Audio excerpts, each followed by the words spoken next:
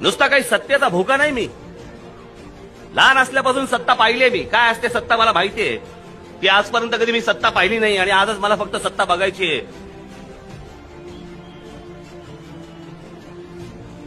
याच्यासाठी नाही मागे लागलो मी. जे लहानपणी माझ्यावरती ज्या गोष्टींचे संस्कार झालेत ना, मला अजूनही आठवतं. एके दिवशी घरी माननीय बाळासाहेब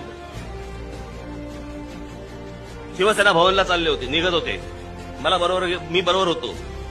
आमच्या त्या दिवशी घरचे गाडी चालवत होते आमचे माने म्हणून. ते आले नाहीत, त्या दिवशी आले नव्हते. पण टॅक्सी मागवली.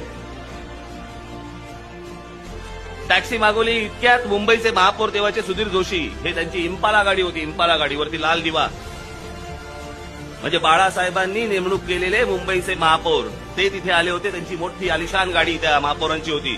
ती घेऊन तिकडे आले होते बाळासाहेबांना भेटायला.